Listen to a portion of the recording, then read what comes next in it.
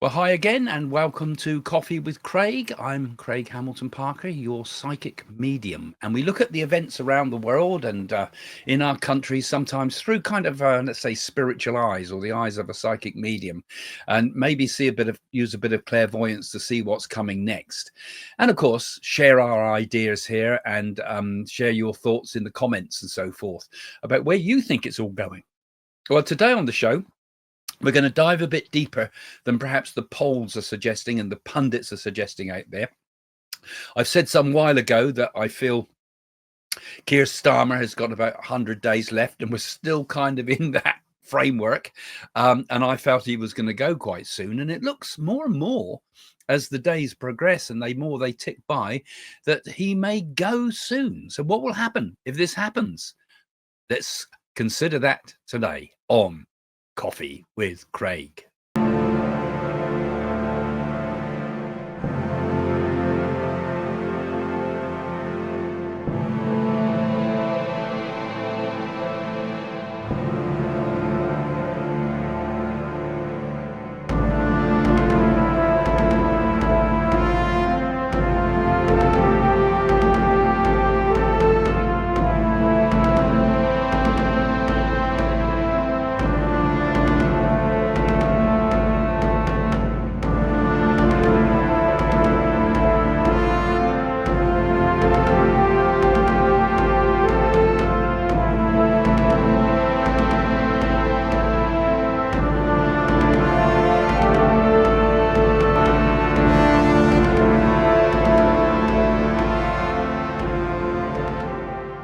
Well, hi again. Thanks for joining the show. Give us a thumbs up, guys. Don't forget that if you can, if you love this show, enjoy this show, or just like this show, give us a thumbs up because it helps the algorithm.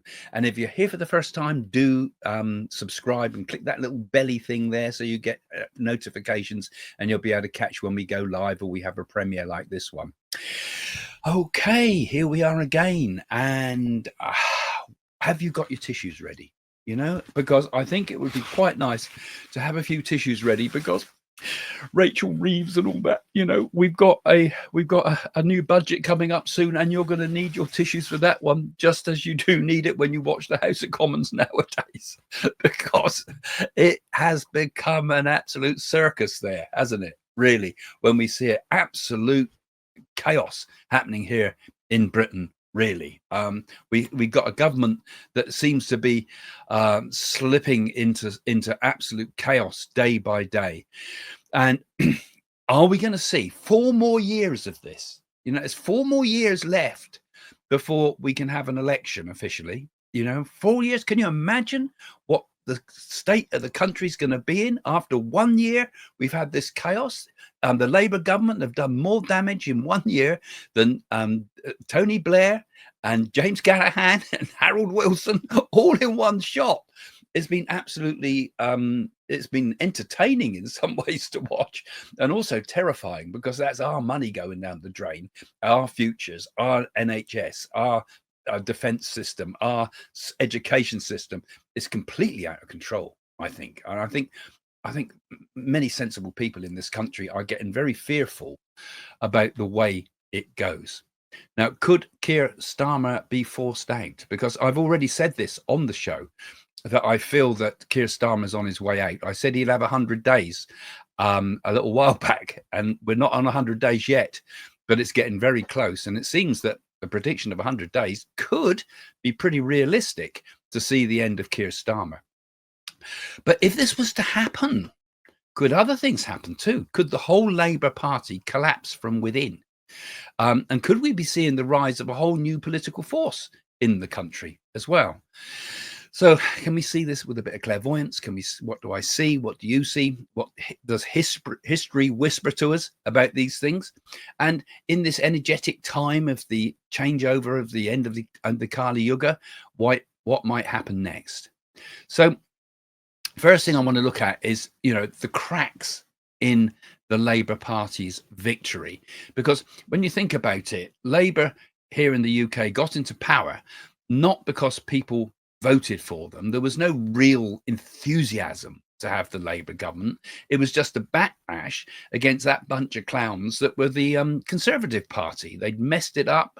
Their smug Rishi Sunak and the I don't know, the out of control Boris Johnson and the completely senile Theresa May. I mean, goodness knows, between them all, they made one hell of a mess of it, with people lurching to the left and lurching to the right and trying to find the middle ground, but never, ever listening to what the people were telling them. And we have exactly the same problem here. The cracks are showing the same in a similar way in the Labour Party. I mean, there are early warning signs. It doesn't take a psychic to tell you that, but we've seen it coming, haven't we? We've talked about it on this show before, because there's a great deal of discontent out there, particularly over civil liberty issues. Even Elon Musk has come in on this, saying that we've got a democracy out of control where voices are not being heard properly. We've got crazy things going on, out of control green taxes in some respects, identity politics going wrong, and a sort of an elitism within our politics on both sides of the house. We've got all this, and the public sentiment at the moment is pretty volatile, isn't it? The news damps it all down. But I think there's a great deal of growing unrest, and people want to see change much faster than the establishment expects. 4 more years, my God, I think that would be chaotic for Britain, for its economy, for its people, and people will get upset. So I feel that a storm is coming. When I attune to the atmosphere around Westminster, when we sort of put our clairvoyant gaze upon Westminster, I feel absolute instability there, much, much more than we are seeing in the news. Starmer appears calm. He appears wooden almost sometimes, but it's the calm before the storm here. There's a big void around him. I see rebellion, disappointment, desertion from the Labour camp. And this is not a government that's following spiritual dharma. I don't feel it's a structure built on expediency. It's a problematic government that I think many people are wanting to see the end of it. And don't forget, also hidden underneath the surface of all this is all the issues about Keir Starmer's personal life. They've all been kind of brushed aside, all forgotten about by the press. But that could all burst onto the scene again if political opponents want to start backstabbing. So I'm seeing big backstabbing issues ahead. I predict we're going to see massive backstabbing in the Labour Party, lots of internal blame, and a real strong sense of loss of control within the Labour Party. It's happening already, but I see this on steroids. And the energy kind of shows at the moment. My feeling when I link to it is it's like a hollow center to this. It's like something set to collapse from within. So if Starmer is kicked out, as I say he will be, I feel he's going. And of course, there's going to be others. Rachel Reeves, likely to go soon too. But if Starmer himself is forced out, either by a scandal, because I feel that's still hidden there, who knows what went on with his private life, that's still that in the background, or a crisis, because I feel we're going to start seeing some real major crises soon. I'll tell you about those in a minute. Or a big internal betrayal of some sort. You know, there's going to be some possible new successors, aren't there? Now, I said before that I felt Yvette Cooper would come in as a temporary pair of hands for the government. It's like she steps in, I feel, in a period of absolute chaos going on, particularly around Rachel Reeves. Could we see her go soon? I feel she's for the chop. At the moment, she's kind of in the way of trying to protect Starmer in a way. She's taking the slack, but they're going to get rid of her. Could you see her doing a budget in which she announces tax increases? Would she have the guts to do that? Would she have enough of these tissues to do that? We're going to need some big supplies, because if she can't be seen to be able to handle the sort of crises that are around her, comparatively simple crises, how would she handle an economic collapse? How would she handle a huge recession or a depression or a complete slide with the pound?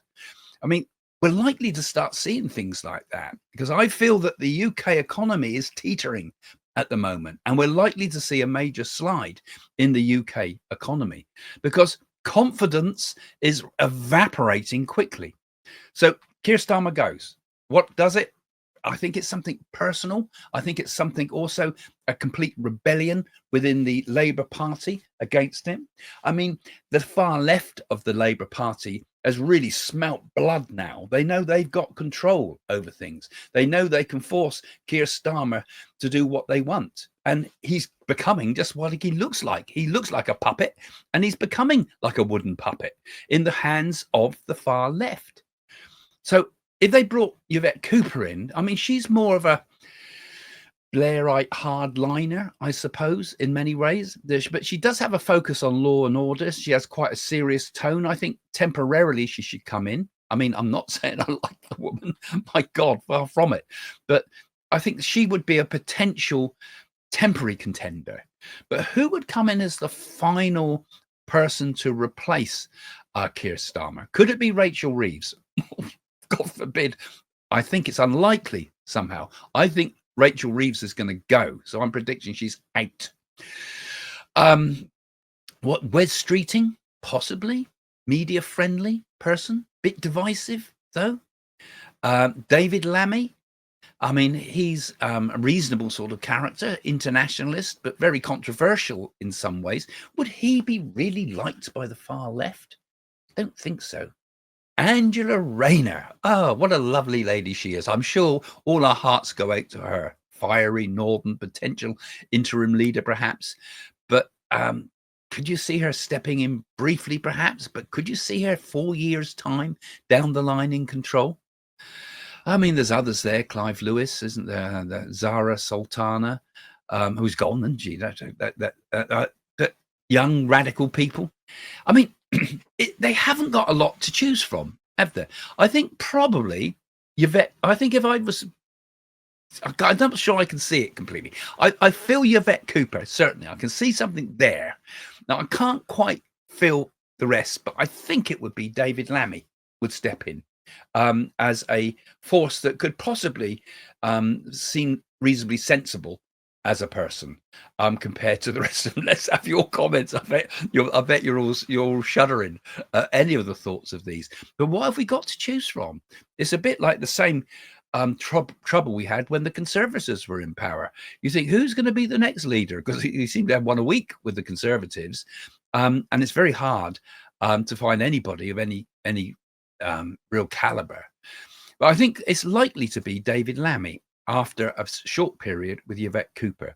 They're still kind of middle ground-ish. They're not far left, but the far left are the ones that are pulling the strings now in the Labour government. But before we get all this and we get the leadership challenge, and after the leadership challenge as well, we're going to see a lot of people jumping ship. Now, would any of the Labour jump ship to reform or to Tories? I think it's at the moment, I think it's pretty unlikely. Labour still has green policy taxes, which most of them sort of like. Civil liberties could be an issue for some people there. Defections from the normal working class MPs, people are upset with that type of thing as well. I think this is unlikely at the moment. But could some of them shift towards Jeremy Corbyn? His voice is still extremely left-wing, and I think a lot of people are very concerned within the Labour Party we're not left enough. And his policies, I think, would attract some defections. In particular, a lady I gave a reading to some years ago on television, Diane Abbott, the one-time Home Secretary. I think she's going to shift. I think she's going to follow Jeremy Corbyn.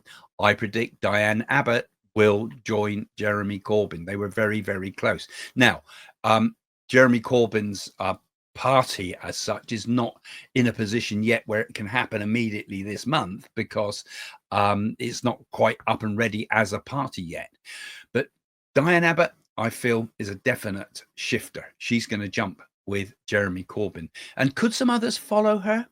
Could perhaps John McDonnell follow her? Could Zara Sultana, who's already there, go with them too? We have a combination of people here, especially if Starmer keeps purging the old Labour left. I think some of them are going to get very upset. So there's quite a strong little team there. But I think Diane Abbott has had enough of Keir Starmer. She loves the limelight, that lady does. And she likes to be, likes these very extremist policies, I would say extremist, from Jeremy Corbyn. So physically, I feel at the moment, the Jeremy Corbyn's movement's not completely dead. It's only dormant in some respects. There's still many that still love Jeremy Corbyn. They saw him as a very sincere sort of voice of protest. And he, in a funny sort of way, he's a bit like Nigel Farage in some ways. He's a good protest vote. He's got a good protest voice. It's good to shout about what's wrong with everybody else, but don't really give any real solutions of how to fix things. So his voice is still there, and he's liked by quite a lot of young people. And so there's still a spark waiting to ignite if Labour forgets its soul. So there's a prediction for you. Diane Abbott in particular, I sense, will move to the Jeremy Corbyn's new party. So I think with all of this, we've got many changes happening in the world at the moment, particularly around this idea that we're moving out of the last stages of the Kali Yuga. And this is a time, the Kali Yuga is a time when illusion wears the mask of virtue.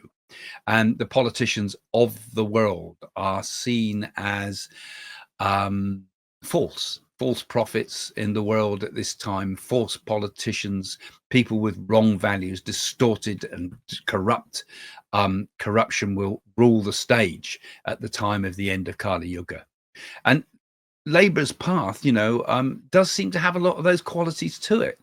It's technocratic and it's controlling, very dangerous, a sort of 1984 mentality of trying to control everybody by law and by rules and regulations. And is that what people really want?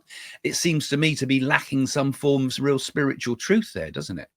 And in this time with the turning of the yugas, systems that oppose the truth, the Dharma, collapse suddenly. There can be sudden changes.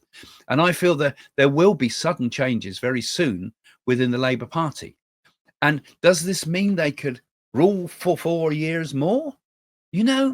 I somehow think we're going to get situations that are going to completely turn the world upside down in terms of politics here in the UK.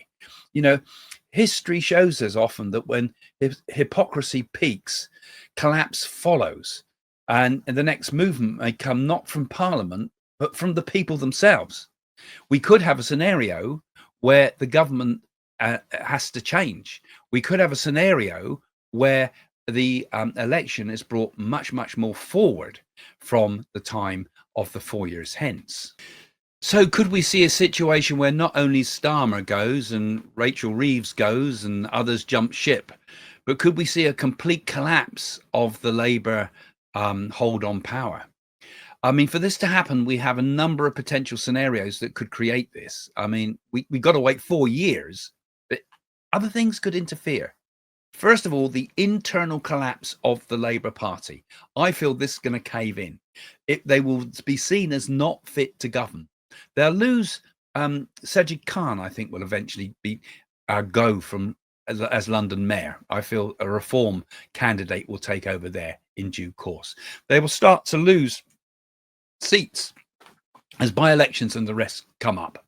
So much more division within the Labour Party. And when the money starts to run out, people start to argue between them.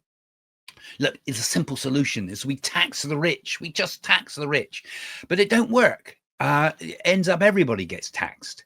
And all those type of ideas conflicts between what the left think and the right think within their own party, just as the Tories had exactly the same problem. This is not our truth. This is not the way the Labour Party was built. We're working people. We've got to take money from everybody that's made money. And as they say about that type of form of socialism, it works so long until the point where all other people's money runs out, because it depends. It's also almost parasitical, and it destroys economies. And I think, to give it to Rachel Reeves, at least, I think she's at least understood that you can't take that attitude. You actually have to make cuts and so forth, because there's such a strong embedded form of, how can I say, strong left-wing ideas still controlling the Labour Party, that those things can't work. You can't bring sense in. You've got too many people who have got ideological ideas about how the Labour Party should be. So if that's with one hand, but I think there's also going to be some form of national crisis ahead, and there's going to be an economic turmoil, I feel, is going to happen in the UK, and this will result in mass protests. This could bring the complete demise of Labour's position of power. I see. Can you see it? Economic turmoil. We got massive taxes. We got people losing faith in the British economy. Government companies pulling out. The city in trouble because everybody's leaving, going to Frankfurt, going to New York, going anywhere but London. That would be a very serious thing, because once people's pockets are hit, everything changes. You get a revolutionary mindset once people's pockets are hit, and particularly when you get the people who are the most vulnerable in society, when their pockets get hit, you get protests, because they might have not done the welfare cuts, but when the money runs out, when people start all to feel poor, even with the welfare you're getting, and when we've got this huge influx of foreign nationals into the country, we've got an enemy, as it were. I'm not saying they're the enemy, but it appears like that to people. We've got someone to blame. So we get enormous social unrest because of this when the money runs out. And this is what I feel is going to happen. I think the money has run out, and now we've got the car crash ahead because we haven't got the money to do what's necessary within the country. So I'm seeing ahead a great deal of social unrest within the UK. And of course, there could be other things too, legal scandals or breach of civil liberties. I mean, this clampdown mentality that could create a bit of a backlash too, where you start arresting people for posting on Facebook, but you have the two-tier legal system, as you say, when someone can go and make noises like almost like a terrorist organization, the way they present themselves, and yet someone quite can be done for just making a simple wrong type of post on Facebook, etc. So these are dangerous things, because all of this could bring a populist sort of backlash, particularly from the right.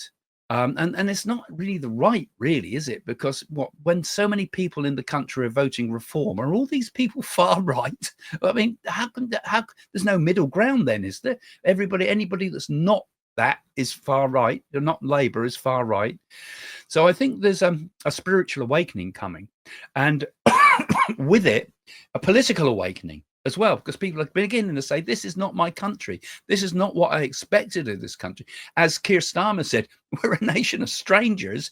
And he was bang on with that, really, but then actually retracted that statement, because we should have a community, in my opinion, not communities. Obviously, it should embrace everybody from all different backgrounds and so forth, but it's one community. A nation has to have one community. A nation can't have multiple communities, otherwise it's always divided against itself.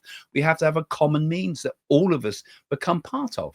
And of course, the old community from when I was young, from when born in the 1950s, that's obviously morphed and changed and metamorphosized tremendously, but it's still the one community, which is all of us, which encompasses the new sort of people who have come into the country and the religious backgrounds and things. But don't divide it up, because that's dangerous, because when we start doing that, we start getting factions and people, us and them and the rest of it. So unfortunately, I do fear that the way ahead is going to be something of a lot more social unrest and troubles ahead for the UK and in Europe and in America, and less so in America now. But I feel we're going to see a lot of conflict where things have not been addressed for such a long time, have just been swept under the carpet, and it's like a horrible thing. With the demise and the end and the change of the economies around the world, we're going to see problems soon in China. I feel there's hidden stuff there. We're starting seeing economic troubles in China very shortly. That's going to bring more issues. They're going to change the markets around the world and affect the economy here in the UK, particularly. We're getting tied in with Chinese money supporting certain businesses and so forth. All this, if it's suddenly pulled from underneath us, the whole lot could collapse. So I feel we've got a very serious economic situation in the coming months, actually, as we see again turmoil in the political structure of things. So whether you're left or right, the most important truth is that I suppose no political system can really stand properly without the will of the people behind it, without actually listening and presenting and trying to work with those powers of truth, those powers of compassion, those powers of the Dharma, the way. We need that. We need some spirituality in our politics. We need people who really do care about our countries and the world. And the change, I think, is coming. And it's not just a political thing; it is a spiritual thing that's happening in the world. We're beginning to think of ourselves: who are we as a nation, and where are we going? And is this really the sort of futures we want for our children and our grandchildren and for ourselves? And I feel that Labour certainly haven't. Oh, looks like my camera blipped a bit there. Anyway, I think that's about the end of it now. Thank you for joining me on the show, and I look forward to seeing you again.